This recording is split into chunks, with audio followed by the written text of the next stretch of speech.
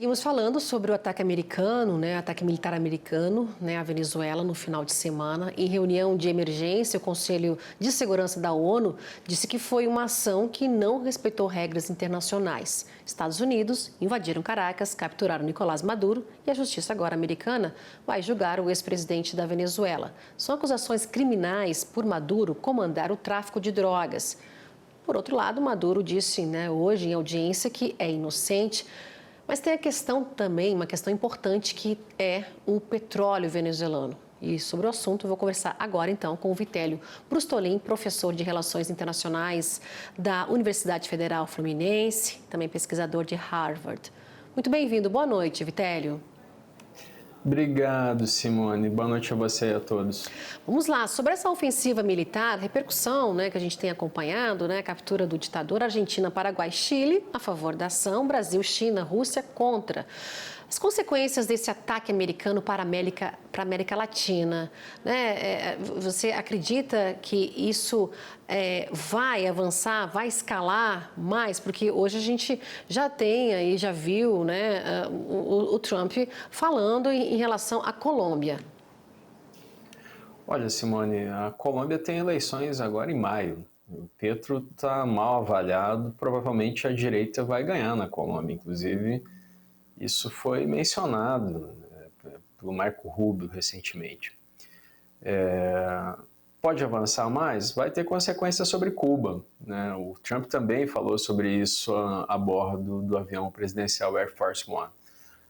Cuba, 5% do petróleo da Venezuela estava indo para Cuba. Então, 80% para a China, 15% para os Estados Unidos, ainda via Chevron. Tem autorização dos Estados Unidos para operar junto com a PDVSA, a estatal de petróleo da Venezuela, e 5% para Cuba. Cuba já estava mal, sem o petróleo venezuelano, o regime tende a piorar. Pode ter mais intervenções dos Estados Unidos na região? Pode, mas essa intervenção dos Estados Unidos na Venezuela, ela também foi pontual, porque comparado com o potencial bélico que tem ali, 25% da marinha dos Estados Unidos concentrada no Caribe, poderia ter sido bem maior o ataque dos Estados Unidos. Nem houve uma mudança de regime, A Delcy Rodrigues, a vice do Maduro, está no poder. Então é o mesmo regime que está no poder. Houve uma extração do comandante, que vai ser julgado nos Estados Unidos como foi julgado Noriega, que era ditador do Panamá em 1989, Simone. Uhum.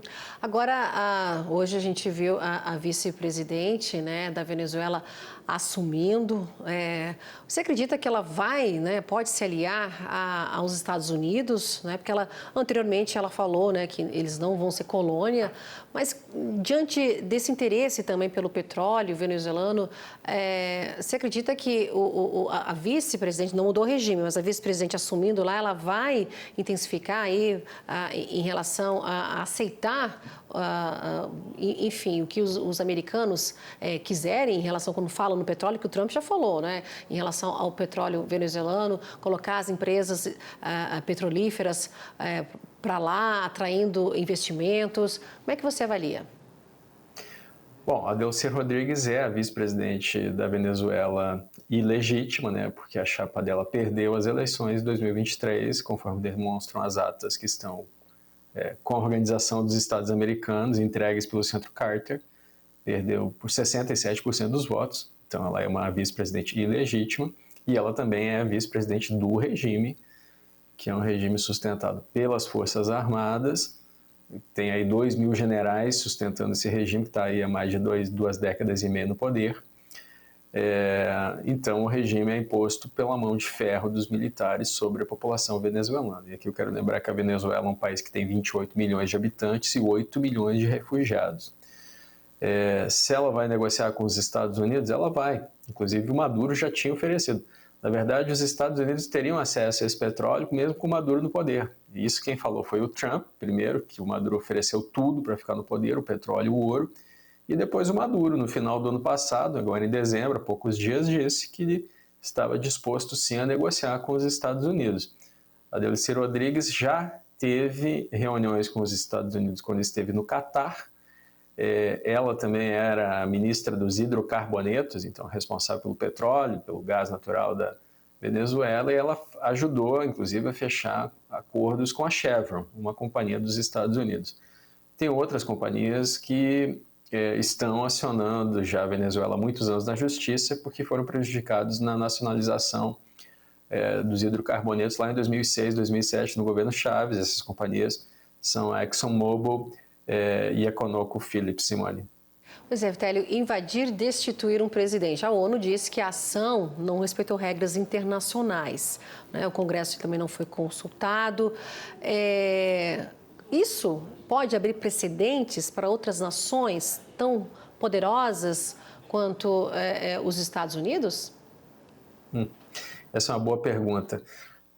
O direito internacional foi violado, isso é um fato. E o direito da população da Venezuela também foi violado quando Maduro se recusou a deixar o poder depois de perder as eleições. Isso também é um fato. A ONU, há muitos anos, faz relatórios sobre violações de direitos humanos na Venezuela. Relatórios que demonstram que houve assassinato, perseguição a opositores, torturas, estupros. E o que, na verdade, a ONU fez para mudar isso? Então, qual lado está certo, afinal de contas, aqui? Porque hoje os Estados Unidos alegaram na ONU, no Conselho de Segurança, que o direito internacional está protegendo um líder ilegítimo, que não é reconhecido por praticamente nenhum país do mundo, a não ser por um punhado de ditaduras. Então, é esse direito internacional que a ONU também defende. É um direito internacional que também é falho. E o problema disso, Simone, é que esse direito internacional foi escrito lá no fim da Segunda Guerra. E ele foi escrito por países que também são totalitários. Então, tem países que são membros permanentes do Conselho de Segurança, que é quem deveria aprovar uma ação contra um ditador como Maduro, que são, por exemplo, a China e a Rússia. E aí eu entro na sua pergunta. A Rússia, nesse momento, está atacando a Ucrânia, está lá desde 2022. E a China está fazendo exercícios no entorno de Taiwan. E esses dois países também ameaçam intervenções no seu entorno. Então, você imagina a China votando a favor de uma intervenção dos Estados Unidos na Venezuela, já que ela quer intervir em Taiwan? Ou da Rússia votando a favor de uma intervenção do Trump sobre o Maduro, que é um dos maiores aliados da Rússia, já que ele está lá ocupando a Ucrânia desde 2014 e reocupando desde 2022? Não faz sentido.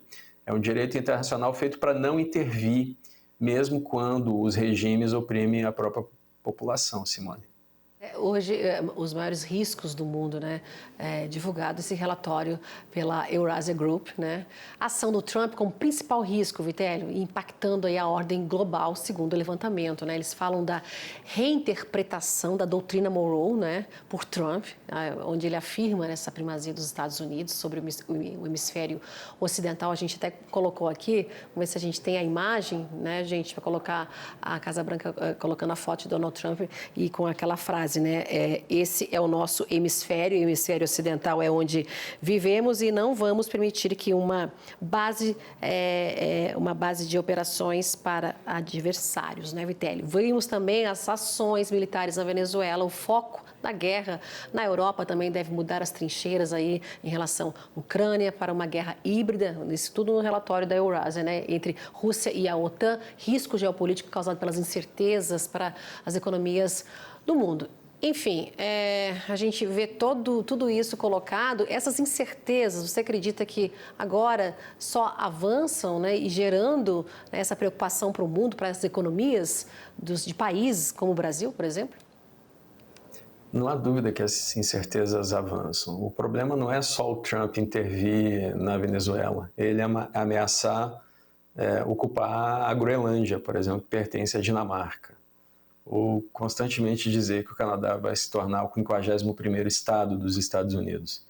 Essa divisão do mundo em zonas de influência e ocupação não leva o mundo mais próximo à paz. Ela leva o mundo a uma situação em que países pequenos falam em adquirir armas nucleares para se proteger. Então nós vemos, inclusive, o Japão, que foi alvejado por bombas atômicas, falando em adquirir bombas atômicas.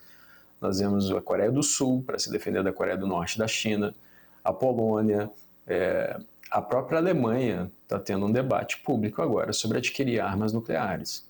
Então, essa questão de que o Trump prometeu que traria a paz pela força, na verdade, aproxima o mundo de uma guerra muito maior, Simone. Certo. Vitélio, eu queria muito agradecer a tua participação hoje aqui com a gente, com a análise, né, nesse fato importante, né, que aconteceu na madrugada do sábado, com a retirada de Nicolás Maduro e de sua esposa da Venezuela. A gente segue acompanhando os desdobramentos, né, porque agora começa essa fase do julgamento lá em Nova York, né? Isso pode durar ao longo de 2026, porque parece que hoje teve uma audiência, o Nicolás Maduro disse que é inocente, enfim, das acusações que os Estados Unidos eles colocam, Vitélio. Você acredita que isso vai ao longo de 2026, esse julgamento, ou vai ser uma coisa rápida? Não, o julgamento vai longe, a próxima audiência é só em março. Essa foi só a audiência preliminar. Essa cobertura ainda vai muito longe, Simone.